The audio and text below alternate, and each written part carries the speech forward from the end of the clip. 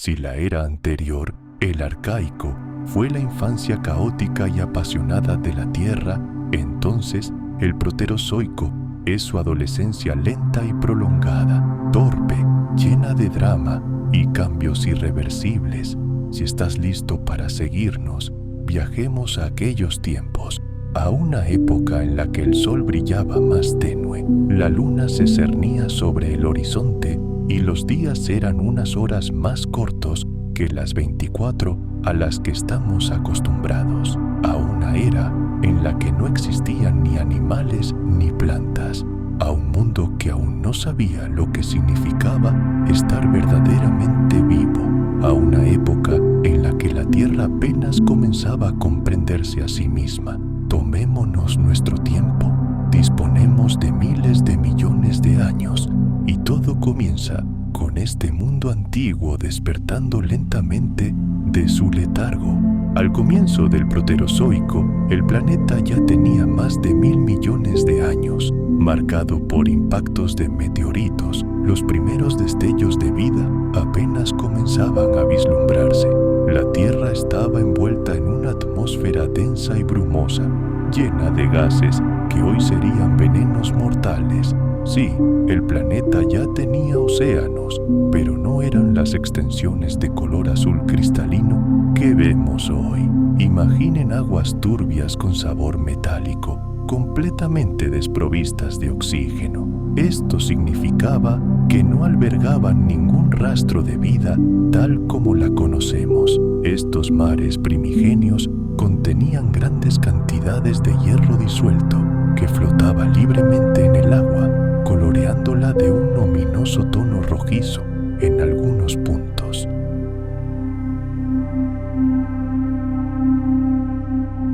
Funcionaba, pero era extremadamente lento e ineficiente. En aquellos tiempos lejanos, los océanos estaban sobresaturados de hierro que flotaba libremente en la columna de agua. Los océanos modernos contienen muy poco de este metal, ya que reacciona instantáneamente con el oxígeno y precipita. Pero en aquel entonces, en ese mundo sin oxígeno, una glaciación global que los historiadores planetarios llaman Tierra Bola de Nieve. Y así, a medida que el manto glaciar comenzó a agrietarse y desintegrarse, este proceso desencadenó un mecanismo de autocuración desde gigantescas fisuras en la corteza y las chimeneas de innumerables volcanes. Corrientes de dióxido de carbono se vertieron en la atmósfera, calentando el mundo helado, y la erosión de la roca fresca y expuesta desencadenó nuevos ciclos químicos. Pero esto fue solo el principio. El verdadero motor del cambio fue la fuerza indomable de la tectónica de placas, una cinta transportadora perpetua que reciclaba la estructura misma del planeta. Imaginen secciones enteras de corteza oceánica antigua, como cintas transportadoras gigantes, fueron absorbidas por las ardientes profundidades del manto. Allí, en este caldero infernal, se fundieron y renacieron. Mientras tanto, nacía nueva corteza en las dorsales oceánicas, separando continentes y creando nuevas cuencas oceánicas. Esta gran danza geológica, que duró millones de años, cambió constantemente la faz de la Tierra.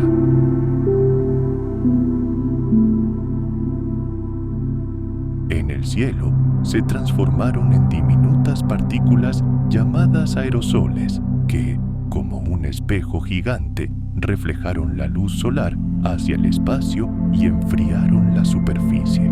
Con el tiempo, el ciclo del azufre se volvió cada vez más complejo, a medida que los microbios aprendieron a utilizar una amplia variedad de compuestos de azufre en su metabolismo.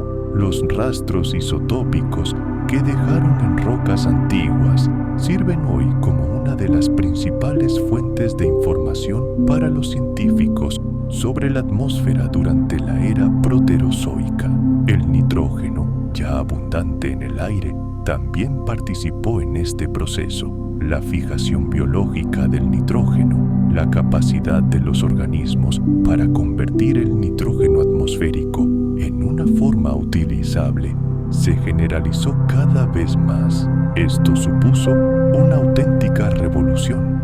La vida obtuvo acceso a una fuente prácticamente inagotable de material de construcción, lo que incrementó drásticamente las tasas de crecimiento, la biomasa total y la productividad de los ecosistemas microbianos. Esto, a su vez, condujo al enterramiento de mayores cantidades de carbono orgánico, lo que en última instancia facilitó la producción de nuevo oxígeno.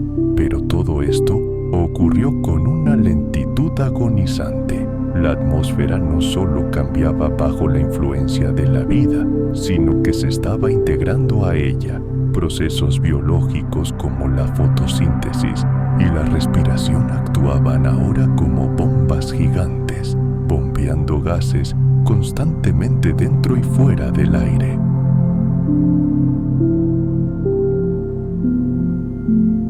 También se produjeron breves pero potentes aumentos repentinos en los niveles de oxígeno, similares a los que se produjeron al final de esta larga era. Retrocedamos en el tiempo hasta la era neoproterozoica.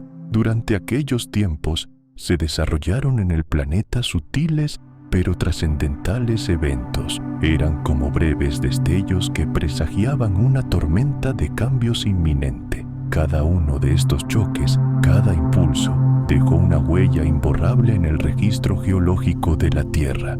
Vemos estos rastros hoy: capas de roca oxidada, extrañas anomalías isotópicas y, por supuesto, los fósiles de criaturas microscópicas que intentaron desesperadamente adaptarse a la química en constante cambio del mundo antiguo. A lo largo de esta gigantesca era, la vida permaneció en su infancia. Imaginen un mundo sin ojos, sin sistema nervioso. Ni una sola criatura podría levantar la cabeza y mirar conscientemente al cielo. Nadie podría apreciar la magnitud de este mundo, pero mientras la vida dormitaba en su cuna, la atmósfera del planeta se transformaba lenta pero inexorablemente. El aire cambiaba, saturándose de oxígeno. Todavía no era irrespirable, pero todo estaba casi listo. El escenario para el mayor drama en la historia de la Tierra estaba casi listo, y ahora el telón comenzaba a levantarse. En algún lugar de las impenetrables profundidades de los mares primigenios, en las profundidades del limo del lecho marino, las células individuales comenzaron a percibirse entre sí.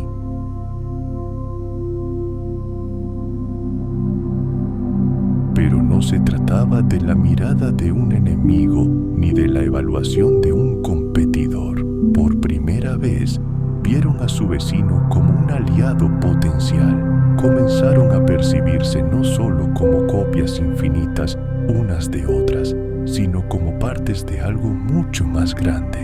Puede parecer impensable, pero durante la mayor parte de su historia, la vida en la Tierra se las arregló perfectamente sin un fenómeno como la reproducción sexual. Es cierto que las células se dividían, su ADN se duplicaba y se producían descendientes, pero todo el proceso era completamente asexual. Una célula simplemente se convirtió en dos en cuatro, y así hasta el infinito. Era una forma increíblemente rápida, eficiente y notablemente fiable de procrear. Para las bacterias y arqueas primitivas era más que suficiente, e incluso hoy, la gran mayoría de los organismos vivos de nuestro planeta se reproducen de esta manera. Pero en algún punto de la zona oscura del Proterozoico surgió una estrategia completamente diferente. No reemplazó a la anterior, pero ofreció una alternativa más compleja, más pausada y más arriesgada. Y esta alternativa lo cambió todo por completo. El surgimiento de la reproducción sexual no fue un evento repentino y explosivo. No existe registro fósil de este momento histórico. Imagine dos células diminutas intercambiando fragmentos de su código genético por primera vez. Este momento no está marcado en ningún registro geológico en particular.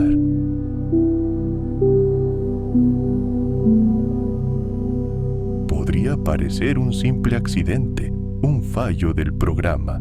Sin embargo, en algún momento, las células procariotas, aquellas sin núcleo, descubrieron la capacidad de combinar su ADN con el de otro organismo, y cuando lo lograron, dotaron a la evolución de una herramienta completamente nueva e increíblemente poderosa: la recombinación. Juzgue usted mismo. En la reproducción asexual, todos los descendientes son clones perfectos.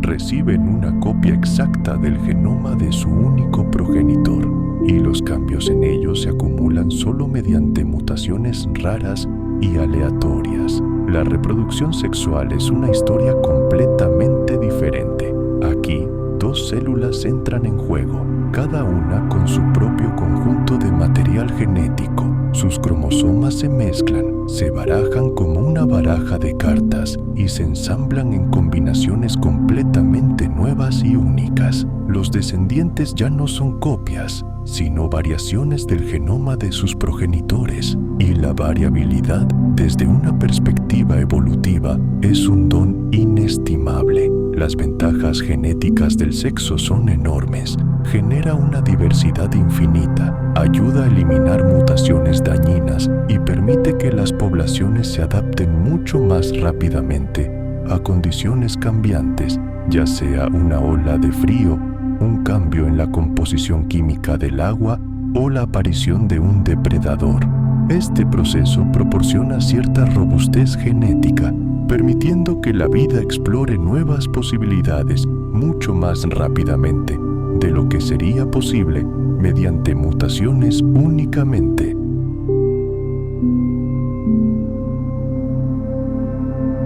Sin embargo, este regalo tuvo un precio y fue muy alto.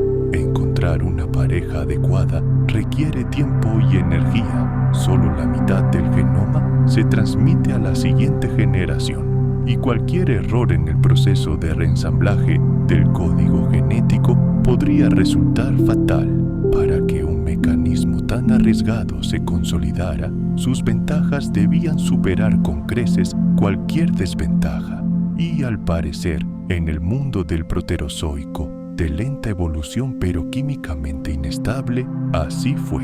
Las primeras formas de este proceso probablemente fueron muy diferentes a lo que imaginamos hoy. Quizás todo comenzó con un simple intercambio de genes.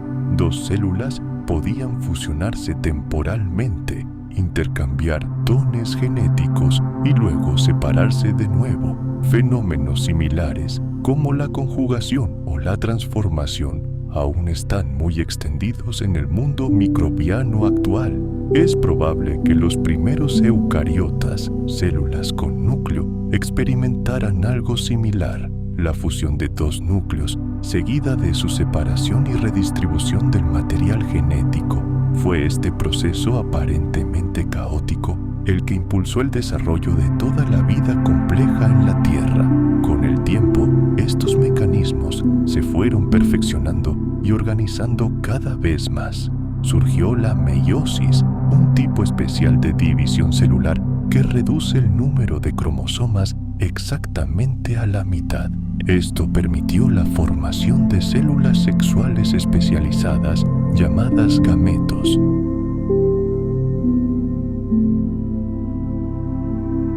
Desconocemos qué los impulsó a hacerlo, pero dejaron un legado que sobrevivirá a todas las especies que han habitado este planeta. Cada planta, cada animal, cada hongo, todos debemos nuestra existencia a esa antigua decisión, a esa primera fusión de células, a ese antiguo experimento de herencia compartida. Y una vez que surgió, el sexo nunca desapareció, incluso en especies que posteriormente, en el curso de la evolución, revirtieron a la reproducción asexual. Los mecanismos genéticos subyacentes a menudo persisten, latentes, vestigiales, pero ahí están.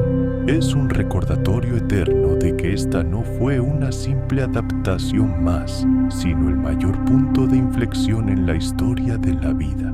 Antes de esto, la evolución había seguido un número limitado de caminos. Después, las posibilidades se volvieron prácticamente ilimitadas. Los cambios no fueron instantáneos ni explosivos. Se acumularon gradualmente, casi imperceptiblemente, pero con cada nueva generación, las combinaciones genéticas se volvieron cada vez más complejas y diversas. La vida permaneció microscópica, invisible a simple vista. No había flores, ni danzas de apareamiento, ni cuidado parental.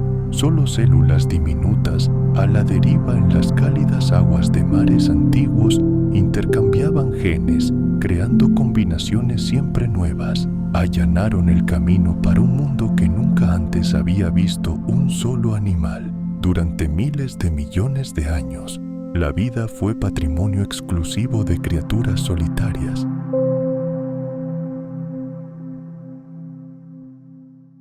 Algunos pasaron toda su vida en un mismo lugar, mientras que otros podrían haber sido capaces de arrastrarse lentamente. Dejaron solo huellas fantasmales en antiguas capas de arenisca, como sombras de formas de vida desaparecidas, congeladas en lodo y esteras microbianas. Aún desconocemos qué eran la mayoría. Algunos científicos sugieren que estos fueron los ancestros de los animales modernos. Otros creen que pertenecieron a un linaje evolutivo completamente separado y sin futuro que se extinguió por completo. Quizás incluían a los primeros cnidarios, parientes lejanos de las medusas y los corales, o quizás algunos de ellos eran organismos unicelulares gigantes o colonias complejas. Ninguno de ellos poseía órganos verdaderamente complejos. Solo unos pocos especímenes revelan indicios de boca, tracto digestivo u órganos sensoriales. Sin embargo, se evidencia un orden notable en su estructura. Algunos fósiles presentan simetría bilateral, como la mayoría de los animales modernos. Otros presentan simetría radial, como las estrellas de mar.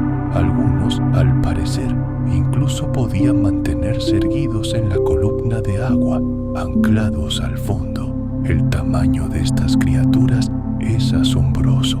Variaban, pero algunos ejemplares alcanzaron 1 metro de longitud, verdaderos gigantes para los estándares de su época. Vivían sobre tapetes microbianos, las mismas comunidades bacterianas multicapa que dominaron el planeta durante miles de millones de años.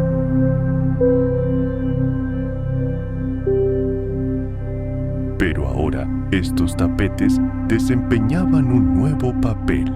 Se convirtieron en el escenario del primer teatro de organismos complejos de la historia.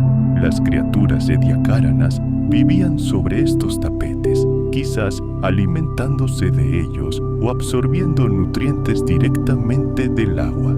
En muchos casos, no encontramos evidencia de su alimentación. Quizás dependían de la ósmosis, absorbiendo pasivamente la materia orgánica disuelta. Es extremadamente difícil afirmarlo con certeza. Algunas de estas criaturas se desplazaban lentamente, quizás contrayendo músculos primitivos o mediante los movimientos coordinados de sus cilios. Las huellas que dejaron en el antiguo lecho marino constituyen una prueba elocuente de su movimiento. Se trata de caminos simples y sinuosos impresos en el blando lodo. No indican persecución ni huida, simplemente indican que estos organismos cambiaron de ubicación a propósito, probablemente en busca de mejores condiciones de vida. Claramente, eran criaturas activas.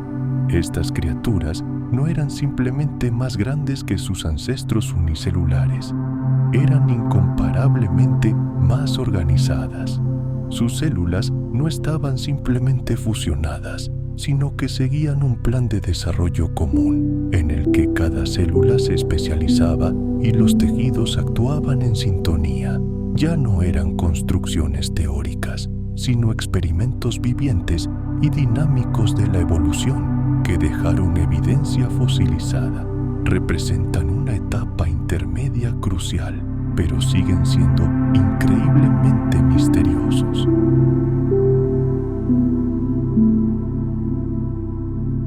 Al final del período ediacárico, la Tierra ya no era el planeta que había sido en sus inicios. La atmósfera, antaño tóxica, rica en metano y casi desprovista de oxígeno, contenía ahora suficiente de este gas para albergar organismos mucho más grandes y energéticos. Los océanos, cuyas profundidades habían estado anóxicas y sobresaturadas con hierro disuelto, cambiaron su composición química. El oxígeno penetró las aguas superficiales, allanando el camino para la evolución de formas de vida marina completamente nuevas. La corteza continental creció y se fortaleció mediante largos ciclos de colisiones tectónicas que ensamblaron y desgarraron supercontinentes. La gigantesca Rodinia surgió y se desintegró, y sus escombros, a la deriva por el planeta, alteraron las corrientes oceánicas y transformaron el clima. La biosfera también se transformó hasta quedar irreconocible. La vida, que antes se limitaba a los microbios, ahora existía en una amplia variedad de formas. Aparecieron los primeros animales primitivos. Eran de cuerpo blando y difíciles de clasificar, pero lo más importante, eran móviles. Las madrigueras fosilizadas en rocas sedimentarias indican inequívocamente que estas criaturas ya poseían mitades delantera y trasera. Criaturas capaces de moverse con propósito comenzaron a excavar y remodelar el lecho marino.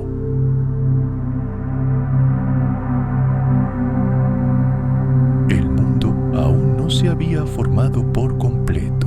El lecho marino aún estaba cubierto de alfombras de microbios. En algunos rincones recónditos, los últimos representantes de la fauna ediacárica se aferraban a la vida. Los niveles de oxígeno, aunque en aumento, seguían siendo inestables, y la evolución continuó a su ritmo pausado, reemplazando una generación tras otra. Pero este silencio era engañoso. Bajo su manto, el reloj biológico comenzó a avanzar cada vez más rápido. Nadie lo vio. No había observadores ni cronistas en aquel entonces, solo rastros fosilizados, residuos químicos y fragmentos de información encerrados en piedras antiguas revelan este mundo maravilloso. Y al observarlos, distinguimos los vagos contornos de algo familiar que apenas comienza a tomar forma. La era proterozoica no terminó porque todo el trabajo estuviera hecho.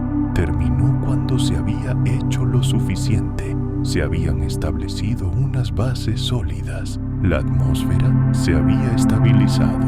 Había surgido la diversidad de la vida. La célula había inventado el sexo, la complejidad y la cooperación. Se necesitaba más. La vida estaba lista para el siguiente paso. El telón no cayó, simplemente se levantó ligeramente, revelando una nueva etapa. Estamos acostumbrados a pensar en la evolución como una línea recta, un lento ascenso de lo simple a lo complejo, de las bacterias a los humanos. Pero en realidad, su camino fue mucho más tortuoso e impredecible.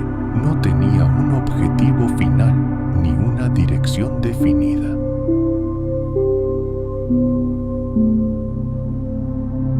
Nadie planeó el surgimiento de la inteligencia, las ciudades ni el lenguaje. Lo que ha sucedido y lo que permanece hasta el día de hoy es pura persistencia, experimentación incesante y herencia. Y en el centro de todo esto están los microbios. Todo lo que somos hoy comienza con ellos, y esto no es una abstracción, ni una etapa distante de una larga cadena. La conexión es directa y bioquímica.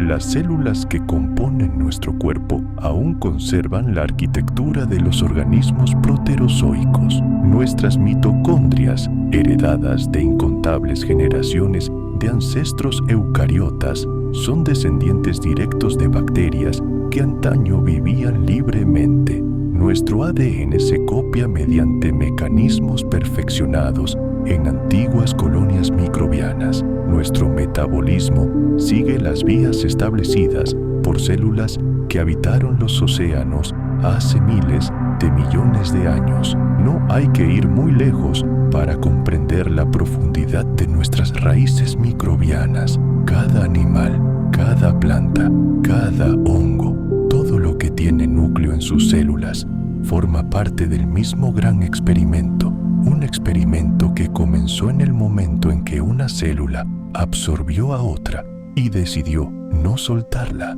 Toda la vida multicelular surgió de una elección que se repitió una y otra vez, la elección de cooperar en lugar de dividirse. Esta fue la clave del futuro. Todo lo que hacían estaba subordinado a un único objetivo, la supervivencia y la complejidad. Mira a tu alrededor.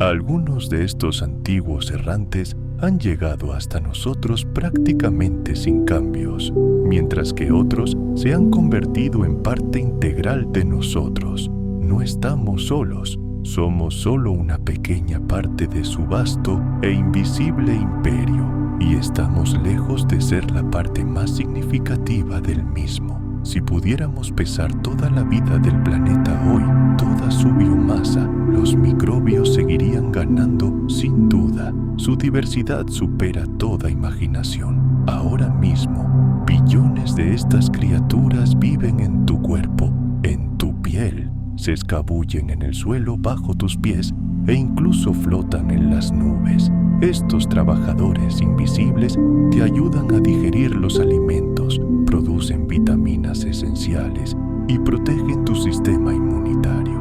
No eres simplemente descendiente de los microbios. Ahora mismo, en este preciso instante, te superan en número con creces. Recordar aquella época lejana, el proterozoico, es como intentar desenredar una maraña de recuerdos primigenios y olvidados.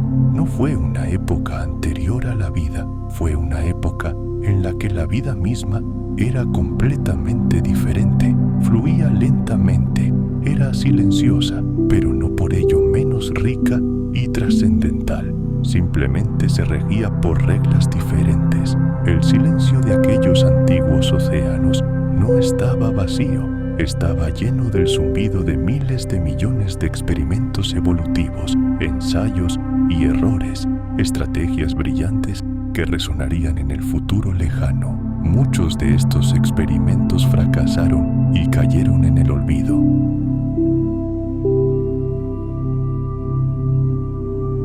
Estas células silenciosas y solitarias, que flotaban silenciosamente en mares primigenios, se convirtieron en las arquitectas de nuestra existencia.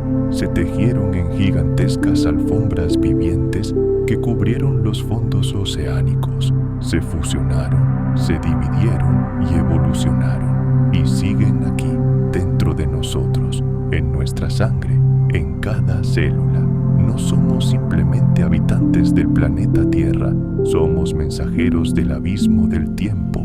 Los microbios llegaron primero, construyeron este mundo, lo terraformaron y solo entonces nos permitieron unirnos a su interminable viaje. Esta fue la época que los científicos llaman proterozoico. Sí, esta era no da para una película taquillera apasionante. No hay escenas espectaculares de lagartos gigantes cazando. Es el capítulo de la historia que la mayoría de la gente se salta en la escuela. Pero considere esto, duró casi 2.000 millones de años, casi la mitad de toda la existencia de la Tierra. Y durante este período aparentemente tranquilo y monótono, ocurrió casi todo lo importante. Las células aprendieron a trabajar en equipo. El veneno mortal El oxígeno se convirtió en el elixir de la vida. Los continentes se fusionaron en supercontinentes gigantes y luego se separaron de nuevo. El océano se congeló 2 veces de polo a polo, pero a pesar de todos los cataclismos, los microbios continuaron obstinadamente su trabajo, adaptándose, sobreviviendo y construyendo.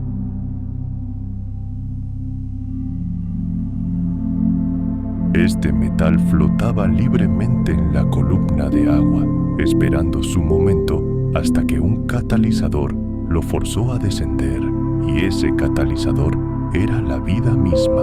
Pequeños microorganismos, habiendo aprendido a producir oxígeno como subproducto de sus procesos vitales, comenzaron a liberarlo al medio ambiente. Esto desencadenó una reacción química global. El hierro comenzó a oxidarse y en masas gigantescas se hundió hasta el fondo del océano. Así, a lo largo de cientos de millones de años, se formaron colosales capas de roca que los científicos denominan formaciones de hierro bandeado. Estas formaciones geológicas, como una crónica, preservan los ciclos rítmicos de la acumulación de hierro, contándonos una historia increíble sobre el equilibrio químico del mundo antiguo, el auge y la caída de la actividad microbiana, y un planeta en plena transición química. Esta es una de las pruebas más importantes que tenemos sobre los océanos del Proterozoico, y solo pudo haber surgido en condiciones únicas, un mundo con poco oxígeno, pero con un contenido de hierro increíblemente alto. La vida ya abundaba en estos antiguos mares, pero habría sido imposible verla a simple vista. Olvídense de peces, algas, corales o cangrejos. Ni siquiera existía el plancton en su forma moderna. Toda la vida del planeta era invisible a simple vista. Un imperio microscópico reinando en forma de finísimas películas, capas y esteras.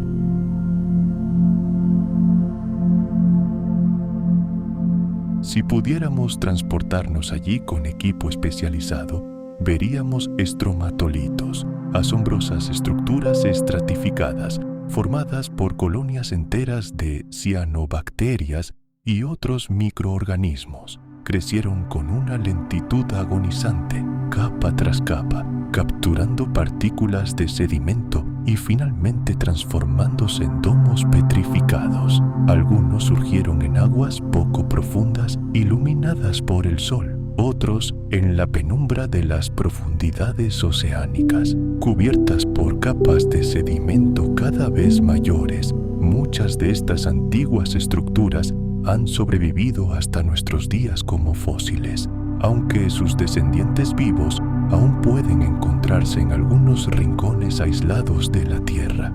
Estas alfombras microbianas eran más que un simple conjunto caótico de células. No, eran ecosistemas complejos de múltiples capas. Diferentes especies de bacterias ocupaban sus propios pisos dependiendo de su acceso a la luz y a las sustancias químicas. Las capas superiores estaban dedicadas a organismos fotosintéticos que capturaban la luz solar, mientras que los niveles inferiores estaban habitados por aquellos que se alimentaban de sus productos de desecho y procesaban nutrientes. Era un mundo perfectamente organizado y autosuficiente, contenido en tan solo unos centímetros de limo y lodo, pero en las profundidades del océano, donde la luz nunca penetraba, reinaba un conjunto completamente diferente de microbios.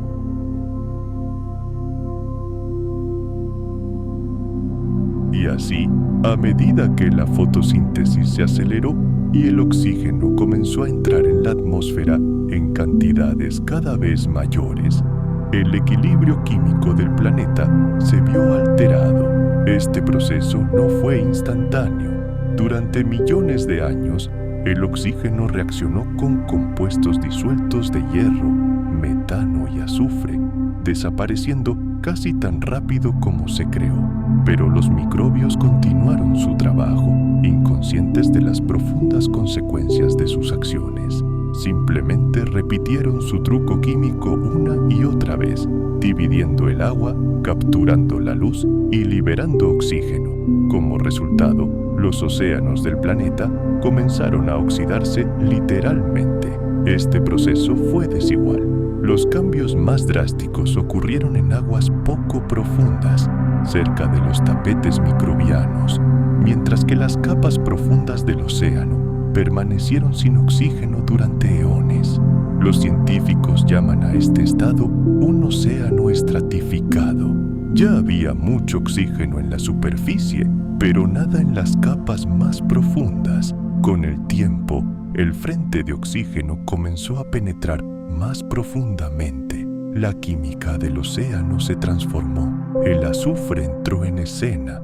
El sulfuro de hidrógeno, un gas liberado por ciertos microbios, comenzó a acumularse a media profundidad, creando regiones enteras que eran simultáneamente anóxicas y ricas en sulfuro. Para la mayoría de los organismos modernos, tales condiciones significarían una muerte segura, pero para los microbios de esa época eran un hábitat ideal.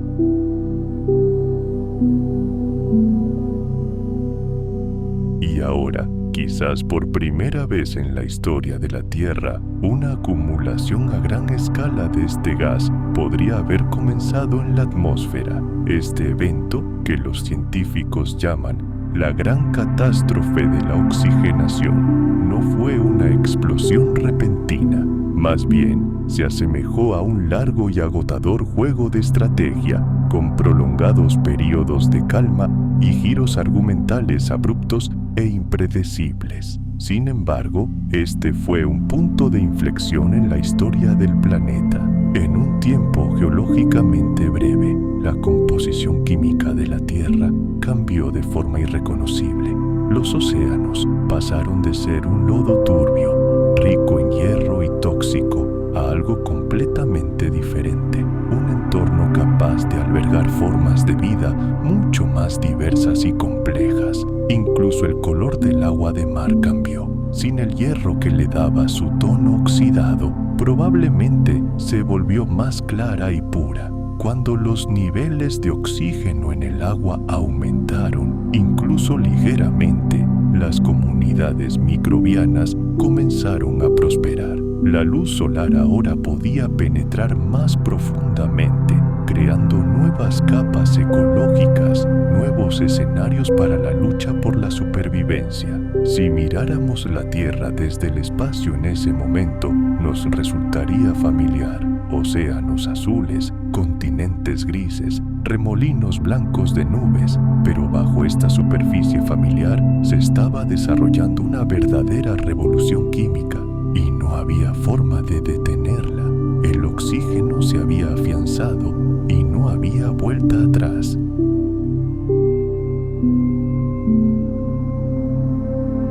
Y, sin embargo, armados solo con la energía de la luz solar y su increíble tenacidad, transformaron la química de todo un planeta. Las cianobacterias no fueron los primeros seres vivos. Para cuando llegaron, la vida en la Tierra ya existía desde hacía más de 1.000 millones de años, pero eran diferentes.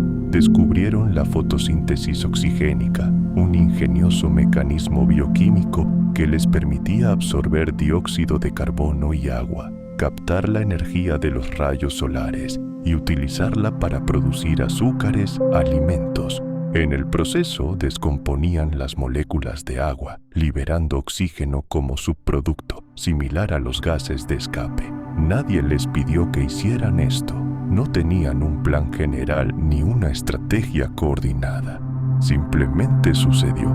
No fue una invención deliberada, sino el resultado de innumerables mutaciones, ensayo y error, y pura casualidad química, pero funcionó. Y una vez que surgió este mecanismo, comenzó a extenderse rápidamente. La fotosíntesis oxigénica demostró ser mucho más eficiente que las versiones anteriores utilizadas por otras bacterias que dependían del azufre o el hidrógeno. Esta increíble productividad les dio a las cianobacterias una ventaja innegable. podían crecer más rápido, conquistar nuevos territorios y literalmente desplazar a sus competidores. Gradualmente, sus poblaciones se expandieron hasta alcanzar proporciones increíbles.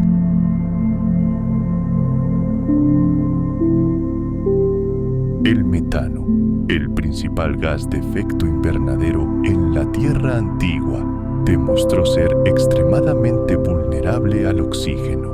A medida que aumentaban las concentraciones de oxígeno, los niveles de metano disminuían, debilitando el efecto invernadero y contribuyendo al enfriamiento global.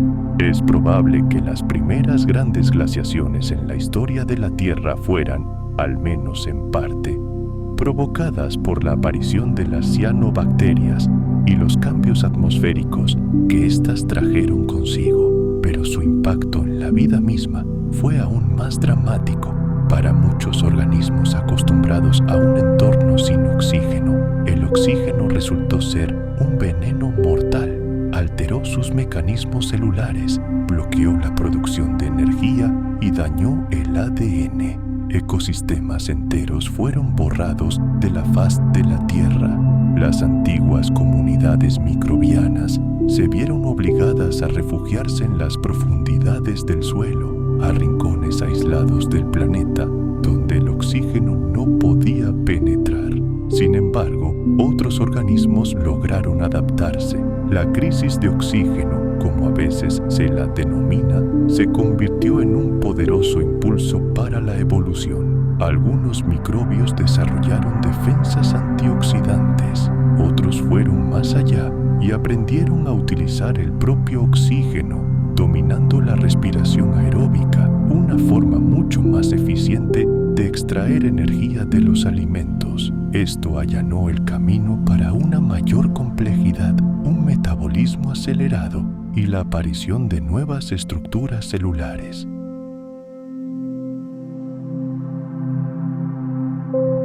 Solo células flotando en aguas poco profundas, absorbiendo la luz solar y haciendo lo que siempre hacían, inhalando dióxido de carbono, exhalando oxígeno y dejando que el resto del mundo afronte las consecuencias. El cielo sobre la Tierra del Proterozoico temprano era infinito, pero no se parecía en nada al nuestro.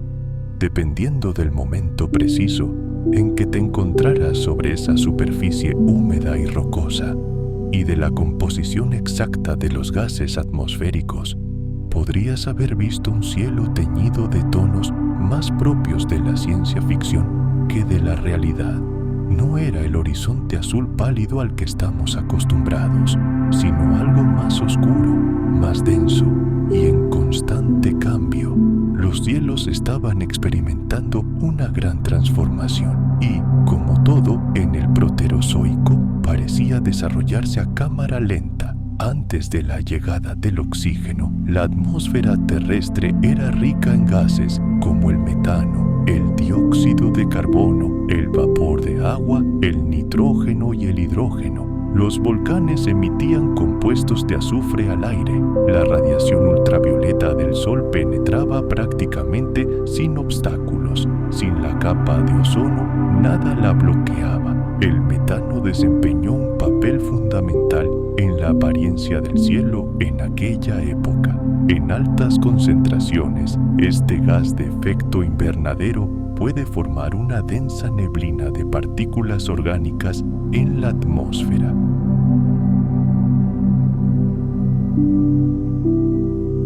El oxígeno se producía en un lugar y se consumía inmediatamente en otro. El sulfuro se producía en un piso y se utilizaba en el siguiente. El carbono estaba atrapado en un ciclo perpetuo de fotosíntesis, respiración y fermentación. A pesar de su modesta apariencia, estas estructuras eran sistemas rebosantes de vida y energía. Influían en la estabilidad del lecho marino, atrapando sedimentos y moldeando el microclima. Su actividad alteraba la química del agua circundante, regulando el pH y las condiciones de oxidorreducción. Estas diminutas ciudades contaban con todo lo necesario: microdistritos especializados, sistemas de eliminación de residuos, centrales eléctricas e incluso líneas defensivas. Aquí no había depredadores, colmillos ni garras, pero la competencia seguía siendo feroz. Diferentes cepas de bacterias libraban una guerra constante por el espacio, la luz y el acceso a los nutrientes. Algunas esteras aprendieron a producir compuestos antimicrobianos, protegiéndose de los intrusos. Otras crecieron más rápido o se adaptaron a la vida a mayores profundidades. La evolución no esperó a la aparición de ojos o extremidades. La arquitectura de estas ciudades no estaba hecha de piedra ni hueso, pero era increíblemente duradera. Los estromatolitos se conservan extraordinariamente bien en el registro geológico. Con el tiempo, sus capas se fosilizaron, convirtiéndose en roca sólida.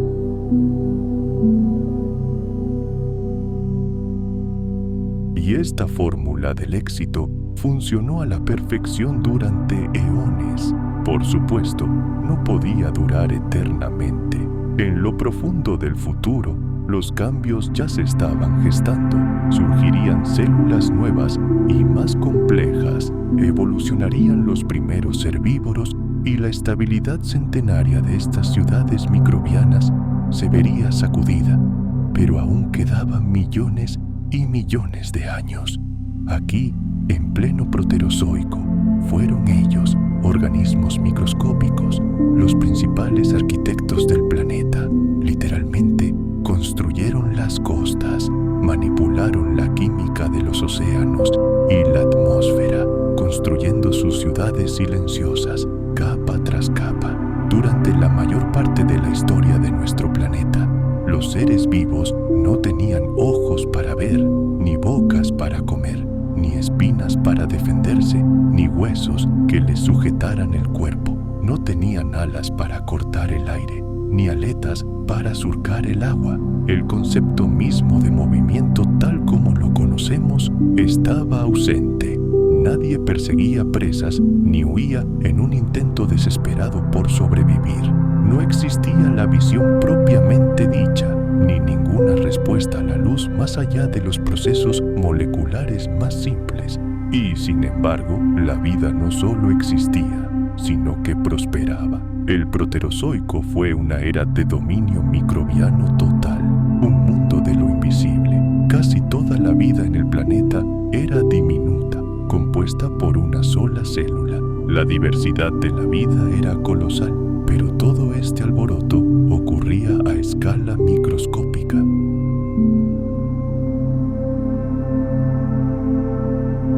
Otros simplemente se dejaban llevar por las corrientes, convirtiéndose en viajeros pasivos en el vasto océano. Algunos se aferraban tenazmente a la superficie, mientras que otros se hundían en el fondo a la espera de tiempos mejores. La vida no era rápida, pero sí increíblemente eficiente. La falta de ojos no significaba que los microbios fueran ciegos. Muchos de ellos, especialmente aquellos que utilizaban la energía solar para la fotosíntesis, eran extremadamente sensibles a la luz. Las cianobacterias, por ejemplo, cambiaban hábilmente su posición en la columna de agua para captar la longitud de onda precisa de la luz solar que necesitaban. Algunas incluso realizaban migraciones diurnas, ascendiendo más cerca de la superficie durante el día y hundiéndose más al anochecer.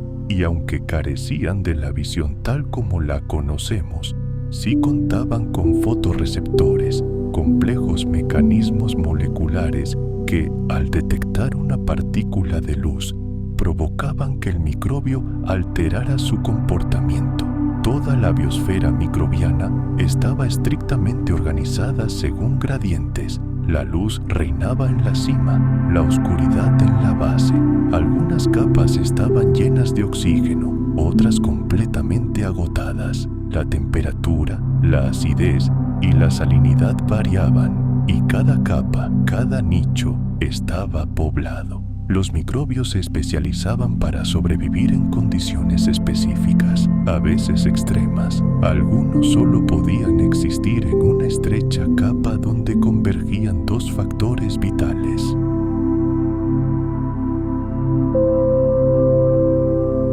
Otros eran auténticos deportistas extremos, capaces de adaptarse a calores insoportables, salmueras concentradas, ácidos cáusticos o presiones monstruosas.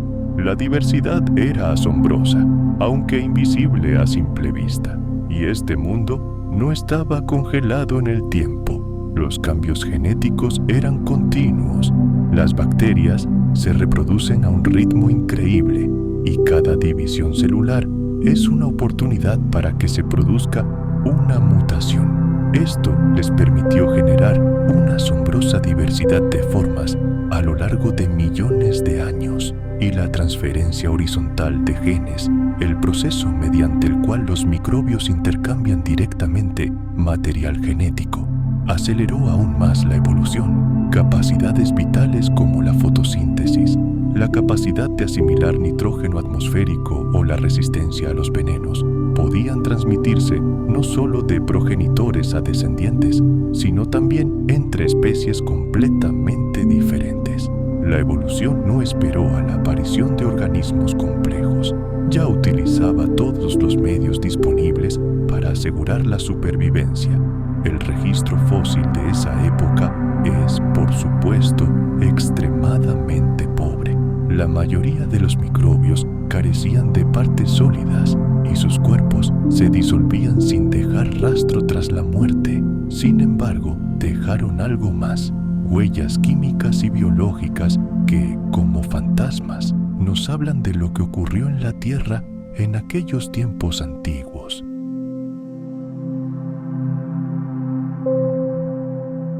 La presencia de ciertas moléculas, biomarcadores, indica la existencia de especies bacterianas específicas.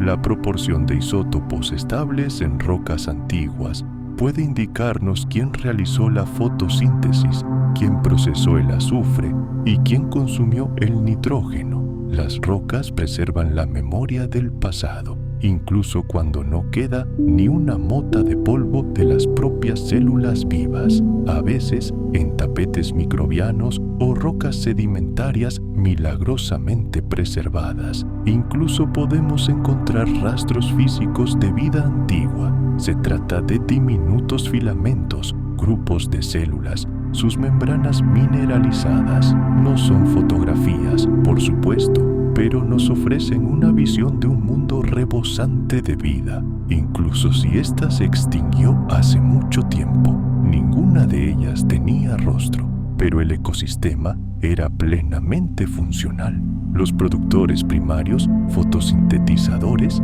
creaban moléculas ricas en energía. Los consumidores las descomponían y los descomponedores completaban el ciclo.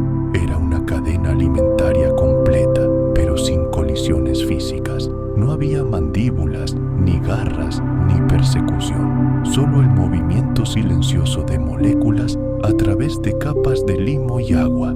Y el tiempo mismo fluía de forma diferente aquí. Sin un sistema nervioso complejo, no había conciencia, ni memoria, ni capacidad de planificar el futuro. Las células simplemente respondían a los estímulos externos en tiempo real, obedeciendo las leyes de la química.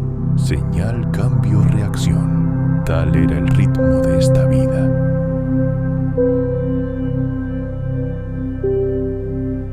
Las primeras formas de vida, a las que los científicos llaman procariotas, eran células solitarias, carentes de organización multicelular, carecían de cerebro para pensar, extremidades para moverse y de otros órganos que conocemos. Pero dentro de estas diminutas criaturas yacía un vasto potencial, latente, a punto de estallar y ramificarse en 1000 caminos diferentes.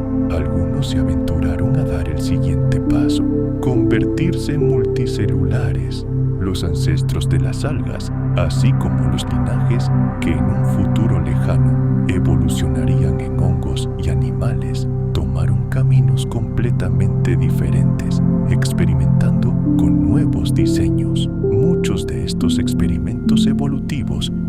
resultaron ser callejones sin salida y desaparecieron rápidamente, pues la evolución es, en su mayor parte, una historia de innumerables fracasos y reveses. Sin embargo, algunos linajes lograron sobrevivir y establecerse, y con el tiempo, el árbol de la vida eucariota se volvió cada vez más frondoso y ramificado. Pero no piensen que esta fue una época de abundancia para nuestros héroes. Al contrario, fue una época de innovación audaz.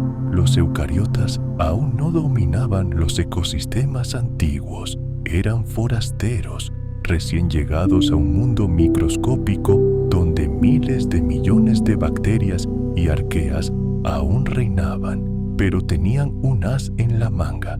Comenzaron a actuar de forma diferente. Algunas de estas células desarrollaron membranas elásticas y, lo más importante, la capacidad de engullir otras células enteras.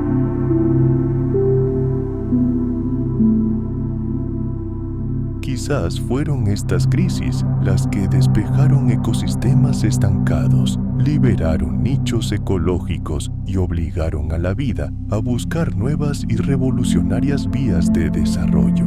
La era proterozoica nunca fue una época de calma. Sí, tuvo largos periodos de calma, pero también experimentó caos, envenenamiento global por oxígeno, trastornos atmosféricos y finalmente cautiverio gélido. Y en cada ocasión, la vida, aunque con gran dificultad, continuó su camino. El frío no destruyó toda la vida, simplemente redujo el margen de posibilidades, forzando la vida a condiciones extremas, pero sin lograr exterminarla de la faz de la Tierra. Bajo la gruesa y brillante armadura de hielo global, la vida continuó evolucionando. Mostró más una tenacidad increíble que resistencia.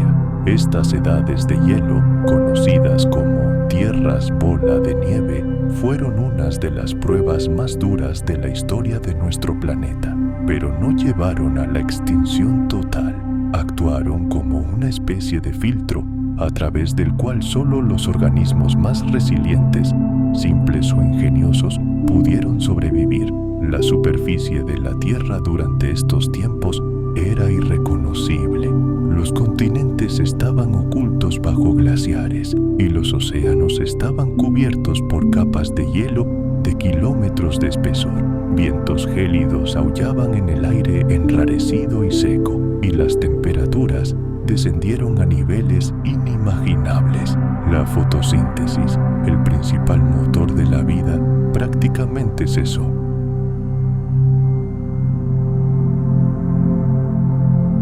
Pero incluso en este infierno helado, el planeta no estaba muerto. En las profundidades del océano helado, la vida continuaba oculta a la vista. El calor de las profundidades del planeta calentaba las capas inferiores del agua. Las fuentes hidrotermales, oasis volcánicos en el lecho marino, seguían expulsando corrientes ricas en minerales, creando islas de energía química, y allí, en la oscuridad eterna y bajo una presión colosal, la vida microscópica, adaptada desde hacía tiempo a estas condiciones extremas, se aferraba a la existencia, a la espera de un nuevo amanecer. En la gélida oscuridad de las profundidades oceánicas, donde jamás penetraba un solo rayo de sol, la vida seguía existiendo, prácticamente inadvertida por la catástrofe en la superficie. Allí, en la oscuridad eterna, florecían comunidades enteras, operando según leyes completamente diferentes. Su fundamento no era la fotosíntesis, sino la quimiosíntesis. En lugar de extraer energía de la luz, estos organismos aprendieron a alimentarse de la química misma del planeta. Desencadenaban reacciones, oxidando sulfuro de hidrógeno tóxico, metano y otras sustancias para generar fuerza vital.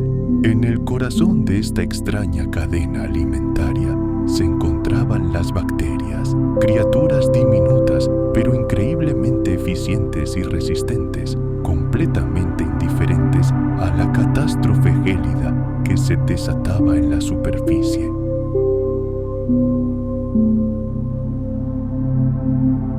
Pero para los supervivientes fue un verdadero renacimiento. Surgieron nuevas fuentes de energía, se dispuso de innumerables nichos ecológicos y el número de competidores se redujo drásticamente.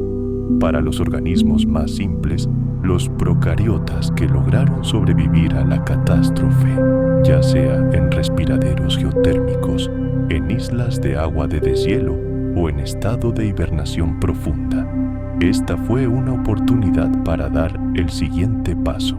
Fue en ese momento, en las capas geológicas justo por encima de los depósitos glaciares, que descubrimos algo completamente nuevo.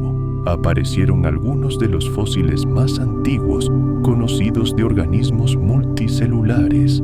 Este fue el siguiente nivel de organización de la vida.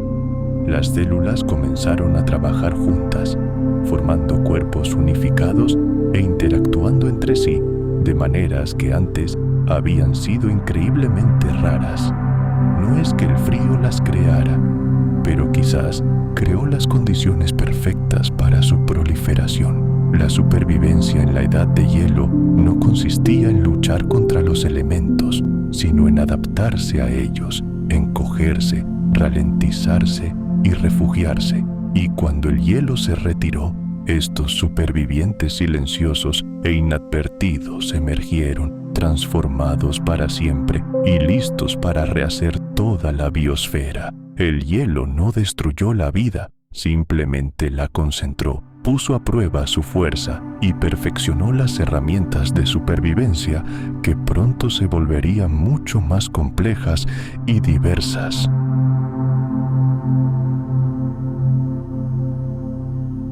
Mientras las tormentas de hielo rugían en la superficie y se libraba una lucha desesperada por la supervivencia, en las profundidades subterráneas se desarrollaban acontecimientos de no menor magnitud. El suelo bajo nuestros pies nunca fue estático, aunque los continentes parecieran áridos y congelados desde la superficie. En realidad, estaban en perpetuo movimiento. En geología no hay lugar para la prisa, pero existe una persistencia inquebrantable y una fuerza capaz de cambiar la faz del mundo. Bajo una capa de microbios y mares helados, las placas tectónicas de la corteza terrestre se desplazaban sobre el manto fundido, preparando un nuevo escenario para el futuro drama de la vida. Atraídos por el calor del interior de la Tierra y los flujos invisibles de roca fundida, los continentes se arrastraron lentamente, colisionaron y se separaron. Este movimiento no fue caótico, tenía su propio ritmo, como una danza lenta y majestuosa que duró cientos de millones de años. La actividad tectónica, por supuesto, comenzó mucho antes del Proterozoico, en la era arcaica, pero para entonces el proceso había madurado.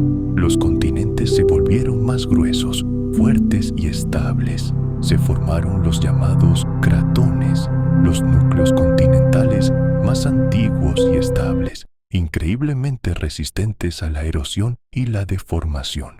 Con el tiempo, estos cratones colisionaron, se separaron y se unieron, formando masas continentales cada vez mayores. Esta fue la era de los supercontinentes.